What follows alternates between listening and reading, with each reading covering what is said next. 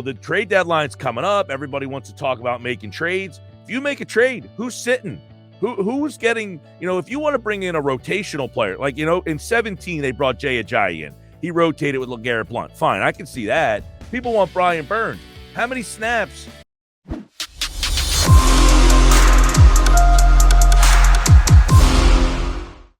All the love and support. And for my next guest, we're going to welcome in a fellow Jersey Shore brethren. You've heard him on the radio. You've seen him on the TV show. A to the K, nah. Mike to the motherfucking Gill is on the Football Playbook, making his debut, 97.3 ESPN Radio. Mike, thank you so much for joining us. Hey, it's the Football Playbook debut. I feel like, hey, I got to have Mike on the show. He's been everywhere else on the JAKIB YouTube channel. Yeah, man, it's a little late to have me on. You should have had me on when you first came on. I should have been like way up on the list, man. Man, I'm telling you, they're just so disrespectful. 2009 Broadcaster of the Year, by the way. Shout out to Mike Gill. Big props and a big. Means I'm old. Big Willie thing. It's old, man. Yeah, man. That's the last time my Yankees won the freaking World Series. I don't have to remind you about that, but we had a little baseball conversation yesterday on the Football Playbook, and I see your timeline has been filled up by the hunt for Red October, so I hope you're enjoying that ride. Hey, man, baseball number one. I'm always baseball first, but hey, it's tough to put the 6-0 Eagles on the sideline, but that's what the Phillies have done for a little bit, and we'll see how the Eagles like kind of hang out under the radar here. This could be another good thing for them because, it doesn't that whole overlooking or kind of like losing focus, I think, minimizes when you're not at the top of the landscape. I mean, when you have the people in your face every week, you're undefeated, that hasn't been a big factor this last week or two because of what the Phillies are doing. Listen, as you mentioned, 2009, I was on the air at that time. Phillies 08 World Series, 09 back in the World Series. They were some okay Eagles team. The 09 team went to the NFC Championship game. That was the team that lost to Arizona. But the Eagles played the Giants and Dallas in back-to-back weeks. As you know, huge rivalry games. Nobody cared. The Phillies pushed those rivalries to the side because of those World Series runs. So when the Phillies, they can own it. They can own it for the time. But as soon as this series is over, win or lose, the Eagles go back to the top. No doubt. And I hope it is a Red October because I can tell you this, Mike, as a lifelong Yankees fan, and I go back to the 80s, and I mentioned this yesterday, this is now mimicking that 1981 to 1996 stretch where the Yankees have not been in a World Series. It's been doom and gloom, but I'll tell you what, it's gotten to the point where I actually hate this Houston Astros team more than the Boston Red Sox. That's how much, and I use that term hate very rarely in my life, but I hate this Astros team more than any team on the planet, goddammit. I see that they are the first team to beat the Yankees in 4 straight playoff series. And I wonder, somebody called me last night. He's like, yo, I got some material for your show.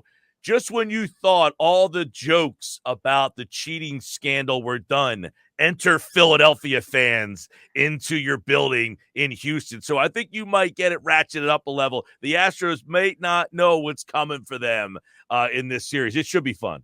All right. As long as they show Ted Cruz the same kind of love and respect that the Bronx crowd did. I don't know. I would imagine if he shows up in Philly, he will be greeted very kindly, right? Very Philadelphia kindly. Yeah, I don't know if you saw that clip. It was pretty good, though, in the Bronx. Hey, Mike Gill here on the Football Playbook. Let's talk some football, Mike, because the Philadelphia Eagles are the lone undefeated team. And, we just had Jim Wexell that did a great job covering the Pittsburgh Steelers. And, just a couple years ago, remember, the Steelers were 11-0, remember? And then they dropped 4 out of the last 5. They were one and done in the playoffs. And everybody said, what happened? They've got the Steelers on deck this week, by the way, for the Keystone State battle. And I'm just curious, in your opinion, why is this Eagles team different than that Steelers team? Why are they different than the Arizona Cardinals team that was 7-0 a year ago?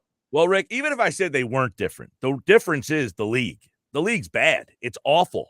There's so much parity. There's so many teams that are just average teams. We keep trying to find who are the top 5 teams? I can't come up with 5. Can you come up with 5 teams that you say, right, it's Buffalo, it's Kansas City, and it's Philadelphia? Who's next? I mean, you could say Dallas, you could say Minnesota, you might say the Giants. Are the Bengals sneaking in there? I like San Francisco until what I saw this past weekend. I think they'll get it back together, but their quarterback play is iffy. The league's down. So I think when you look at the Eagles' schedule, there's just not a spot where you're like, they're going to lose 3 out of 4 or 4 out of 5 like that Steelers team did. And that Steelers team obviously had some holes. Where are the holes on this Eagles team? I don't, the trade deadline's coming up. Everybody wants to talk about making trades. If you make a trade, who's sitting? Who's getting, if you want to bring in a rotational player, like, in 17, they brought Jay Ajayi in. He rotated with LeGarrette Blount. Fine, I can see that. People want Brian Burns. How many snaps is Brian Burns taking from Brandon Graham, Josh Sweat? Does Brian Burns get enough snaps to suffice paying him what you got to pay him to bring in? It's one of those things where it sounds great. Philly fans love to get the big name guy, and they're always involved because Howie Roseman will make the calls.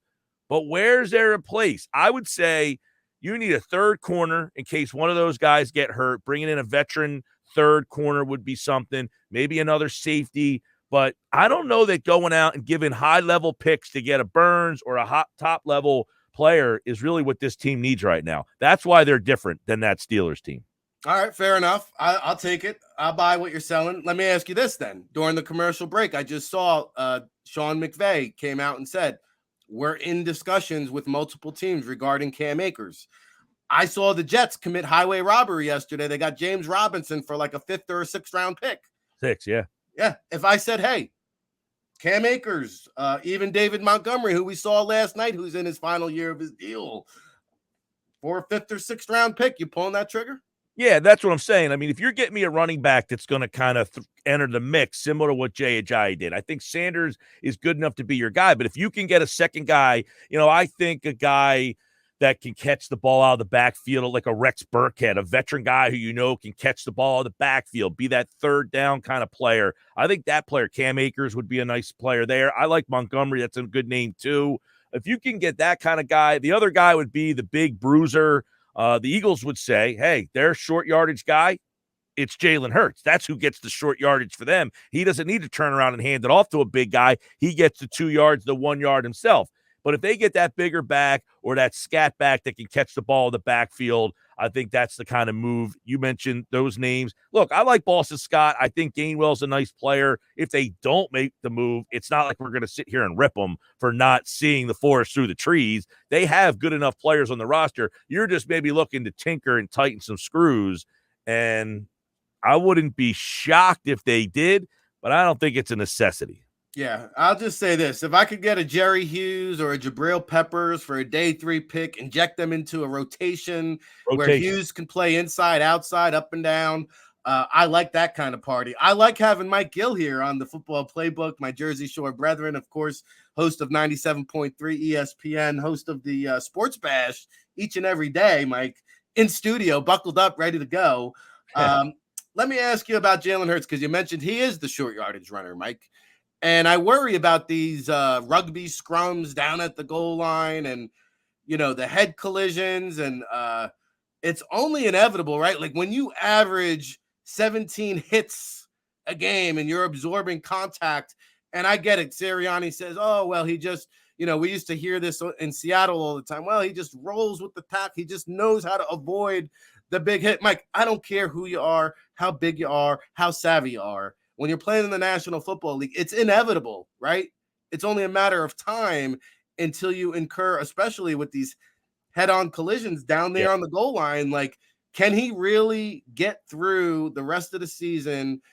We're talking 17-plus games now. They're going to be playing maybe 21 games with that style of play.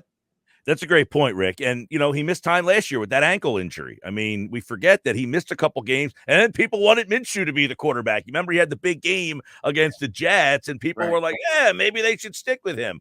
You're right. I mean, it's a matter of time, you would think, before maybe he's not 100%. And if he's not 100%, what version of him do you get? I think we saw that guy late in the year. I think he came back from that ankle injury and wasn't the same guy. He couldn't move. He couldn't run as well as he did earlier in the season. After that Jet game, when he kind of came back, He wasn't the same mobile guy that's making plays. So you're right. That's definitely something with all these guys. It's all a hit Well, I was away. just going to say the Cardinals went 7-0, and then Kyler Murray got injured. He was relegated to being a pocket passer. Yep. And we saw Russell Wilson in Denver is now a pocket passer. Well, look what the Colts are doing with Sam Ehlinger. They're not saying he's a better passer than Matt Ryan. I think Matt Ryan can sling it from the pocket. The problem is the pocket's not there long enough, so he can't get out of there and make plays. So they're going to bring in a guy who's a less efficient thrower but can make plays with his legs. That's the league. Offensive lines in this league are so bad. The Eagles happen to have one that is good. I would think we would all say the Eagles line. If you don't want to go across the border and say that it's great, fine. They've got a very good offensive line. Most lines in this league are bad. And these quarterbacks, if they can't get out and do things, it's a problem. The Eagles are lucky that they have a line that allows Hurts to not have to run as much as he probably would have to if he was in another situation. I'll tell you what, I don't know if there's any offensive lines in the league that could have sustained all these injuries and still played as well as the Eagles have. But let me ask, let's stick with that offensive line, because to me, Mike, the biggest concern or question mark, however you want to phrase it, going into the bye week, Lane Johnson's third concussion in 5 years. I mean, I have not heard a single peep out of Philadelphia in about 10 days in terms of what the status is on Lane Johnson and the concussion protocol. Sirianni hasn't met with reporters yet. We haven't heard an update. Am I making too much of this, or how concerned are you with this concussion of Lane Johnson? It's everything with Lane Johnson. It's not only the concussion, it's just his getting older. And he got nicked up last year. He got nicked up the year before. He has constantly missed time over the years because the body just can't hold up. You wonder when he's just going to physically break down. He's been excellent when he's played, but you're right. And you can credit the Phillies a little bit and the bye week, of course, that the attention is not on this team right now. The attention is across the street, and it's going to stay there, by the way. The Eagles are going to be back, Wednesday? I guess they'll get back in the building. Sirianni's going to talk, but everybody is waiting for Friday night with that Phillies team. So the Eagles will continue to kind of be able to live under the radar. So I don't know that we'll find out wholeheartedly what's going on with Lane Johnson. He left that game. We never really heard why and what happened, but keep in mind, he has missed parts of the last 2 years with the ankle problem. He had the knee issue a little bit last year, and now you throw this into the mix. That all gets, you talked about how old we're getting, man. Lane Johnson's catching us one of these days, it feels like. And that's, look, 2 years ago when this team won 4 games, the injuries on that offensive line were unsustainable. You could sustain losing a guy or two. They lost 5 or 6. They were rotating guys. They had like 4 left guards. But part of the reason why this line is so good is because so many guys got experience getting thrown into the fire during that year where they just had to play. Jack Driscoll, nobody heard about this guy. Well, you're out there playing right tackle because Lane Johnson's hurt. He started at right tackle. Sue Opeta had to play a bunch of snaps that one year because guys were constantly getting hurt. Nate Herbig, who's not here anymore, but they had to play him at right guard a bunch, and he handled himself pretty well to the point where he got himself a contract to go play with the Jets. So the Eagles have constantly had guys step in, and there's a lot of argument to be made that their second unit offensive line would start for most teams in this league. True story. Talking to Mike Gill, 97.3 ESPN here on the Football Playbook. And, I had a guest on last week, I think, say, Lane Johnson was contemplating retirement heading into this season. You wonder how severe this concussion is. We will wait and see until we talk to the coaches this week. One thing we know, Greg Ward, he's coming back. He was signed to the practice squad, Mike. Is this a special teams insurance policy? Will we see him possibly replace Britton Covey, who's been subpar, in my opinion? What do you make of the Greg Ward reunion? I think it's the first thing, Rick, is punt returner. The punt returning situation, special teams in general, has been a little sloppy. They gave up the 60-yard punt return to Dallas a couple weeks ago, and their special teams is definitely not where it needs to be. Look, go back to last year's playoffs, right? What killed the Packers in that game against the 49ers? Their special teams were abysmal. Can't have that happen. So you got to be able to catch punts, field punts, return punts. This team hasn't had a guy that can return punts in you're thinking about a decade. You go back to Sproles healthy. The last time this team had a punt returner that was capable of catching the ball and making something happen. And not look, Ward, he's not a flashy punt returner either. So don't get excited that they're I mentioned, look, if Deshaun Jackson was willing to just come in and catch punts, that's not what he wanted to do. He wanted to come back and play. That he maybe could have been a guy that added a dynamic punt returner to this mix. He ended up going to Baltimore. But you're not just finding some dynamic punt returner on the street. So I think Greg Ward, if they feel that Covey is not capable of just putting his hand up and catching punts, maybe Ward can fill that role. Dare I say they get into the OBJ sweepstakes as a punt returner? It's interesting, but where does he fit on the offense? I mean, I know that it's one of those things where before you go down that road, Mike, would you rather see him as a backup in Philly or as a starter as your wide receiver 1 in Green Bay or your wide receiver 1 in Kansas City or your wide receiver 2 in St. Louis? To me, it's addition by subtraction because you're taking him away from the Rams or away from the Packers and you're stashing him on your squad. Oh, by the way, anybody who tells only, though, if he's willing to accept that role. Is he going to be a malcontent if he's sitting on the bench and you're like, hey, man, you're only the punt returner. You're sitting behind A.J. Brown, Devonta Smith, and you might rotate with Quez Watkins. Is he going to be okay with that? I think if the price is right and he wins a ring. How much are you paying to have a guy be the rotational slot receiver / possible punt returner? $4 or $5 million. Yeah, if he takes that, great. If he's accepting of it, sure. I don't know that OBJ thinks of himself rotating with Quez Watkins at this stage of his career. All right. Are you – look, if I said the same thing, does Deshaun Jackson – this is a guy he can't stay healthy. That's been his problem. Okay, we'll limit your snaps. You'll play 10 snaps a game. You and Quez run a couple – get in the slot and run a couple seams right down the middle. See if you can get past the safety at 35 years old. Catch some punts. See what can happen. Sure.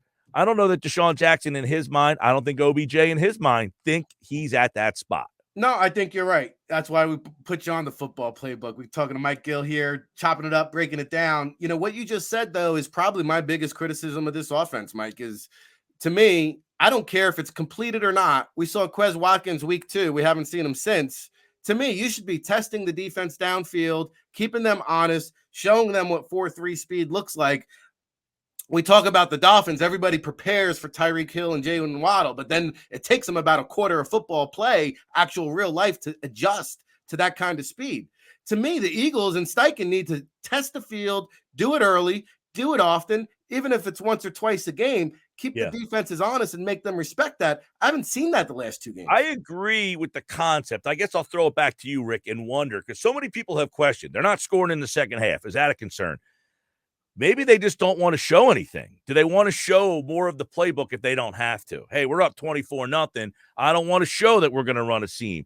Make you think we don't have that in our playbook until, boom, we need it. I don't know. I mean, I think you're right. Do they have the ability to make that hit down the field? We've seen it, once this year? I think Watkins caught that seamer in week 2 or 3. So week 2, yeah. Right. We know it's in there, but maybe I feel like when someone asked me early in the year, do you think they're going to throw more because they got A.J. Brown? I said, not necessarily.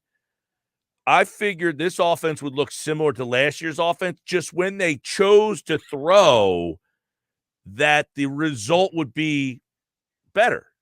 I don't need to throw it 40 times because I have more toys. Just the 25 times I choose to throw are going to be more successful. And I think that's what you're seeing here. They're not throwing more. The result of the play has just been a better result. They got better players.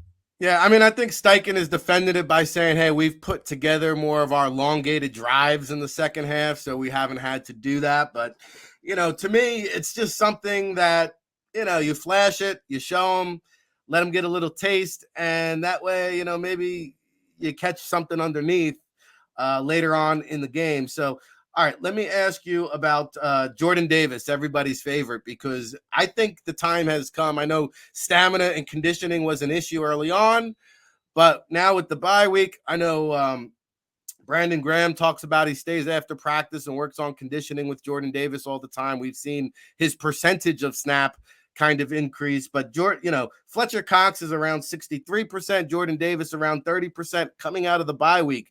Do we kind of see that snap count kind of change tides here? It's a good question, and I wonder, like, the what's it called? The result of them against the run has not been good at times. Dallas and Detroit, they're the two games that stick out to me as the run defense having issues. But why did they have issues? Those two teams ran the ball in unconventional situations. They're down by multiple scores. Most teams get away from the run and they try to start throwing themselves back into the game. I give Detroit and Dallas credit that Philly's up multiple scores and they didn't get away from the run. Therefore, I think Philly didn't use Jordan Davis in those situations. Those are situations where maybe Jordan Davis would be in the game, but you're down you're up 17-0 against Dallas. Do you think they're going to start running the ball at you down 3 scores? Probably not. So do they go to Jordan Davis down 3 scores? Probably not. The question will be, do they have enough trust in Jordan Davis? Because what did they say when they drafted him, Rick? We think he can rush the passer. So do they really think he can rush the passer to get him more snaps, to get him up the field? Or is he still just a guy that can stop the run, and that's how they're going to look at him this year? And do you use them when you're up multiple scores? Most teams, when they're down multiple scores, aren't going to start running the ball at you. Detroit did, and they ran the ball all over you, and so did Dallas. Those two teams were down 2 scores and didn't get away from the run. So I think it'll be interesting dynamic to see how his snap count has gone from like 35% to about 40% now. He's creeping up a little bit, but it'll be interesting to see if they get him more out of this bye week. Yeah, I think he's athletic enough. I think he's agile enough. It's just a matter of showing that he can get after the quarterback. And I think Jordan Davis is going to be a huge X factor by the time they hit the playoffs. Mike, I know you got a boogeyman. Let me ask you about the Pittsburgh Steelers game coming up. It's funny. They're 2-5, but they have wins over the Bengals and the Bucks. They got a rookie quarterback who's committing a lot of turnovers. However, that being said, they had a chance to win that Dolphins game. If they didn't drop 4 interceptions, they were still in the mix there. Any shot here that, the Steelers can catch the Eagles on a trap game coming out of the bye? I don't think so. I mean, you mentioned it, coming out of the bye. The Eagles have the bye. They're under the radar this week with the Phillies going on. I think it's a focused team that sees what's going on. What did Tobias Harris? I don't know how many people are watching the Sixers right now, but what did he say last night? We're noticing what this town looks like when a team wins, and we want to get to that point. I think what the Phillies are doing is crossing over to the other teams to see what the fan base does when you have success. So I don't think this is a trap game. I think coming out of the bye is a great spot at home. Rookie quarterback. He looks skittish on, Sunday night. I thought Trubisky came into that game the other night, 2 weeks ago, and looked like he kind of settled himself into that offense. So they might have something of a divide of who is the quarterback on this team. I don't think it's a trap game. Their defense is okay. You saw them make some plays the other night against Tua. But I think this Pittsburgh team struggles big time offensively. Not enough playmakers. No, don't see a trap situation here. I think Philly, the interesting part will be is when I look at this schedule, Green Bay here, Tennessee here, and then you have that 3 straight road games, Giants, Bears, Dallas. That's the stretch right here. That's the stretch for the number 1 seed right there. These 3 here, you got to get. Then you get that Green Bay, Tennessee, and then the 3 straight road games. That'll be when you find out if this team has number 1 seed on it. And then the Giants season finale, I believe. So keep an eye on that one. Yeah, well, you should. And I don't know. I mean, we should find out by the time they get – because if they beat the Giants in that game, there's a possibility that they're 2 games up on that Giant team. Or if the Giants win, then that last game will change the dynamic. More, right? Yeah. It'll be interesting. What last one then? Eagles favored by 11. Can I get a score prediction out of you? Eagles favored by 11. I kind of like I don't love a double-digit NFL favorite, but at home in this spot coming out of the bye, I think this is one of those games where they just it might not be 48. I take that back. We're waiting for this team to have that moment, right? They beat Denver in 2017, like 52 to whatever here in Philly. We were waiting to find out if that team was for real. They smoked that Denver team that had the number 1 defense in the league. Then they went and beat Carolina. They beat the Saints. This could be the game that's finally that one where we're like, They haven't played a complete game yet. Maybe coming out of the bye against a down opponent, this could be the one that 35-14, something like that. I know the Eagles fans will take it, Mike. We appreciate the time. Tell the listening audience what you got coming up on the Sports Bash 97.3 ESPN today.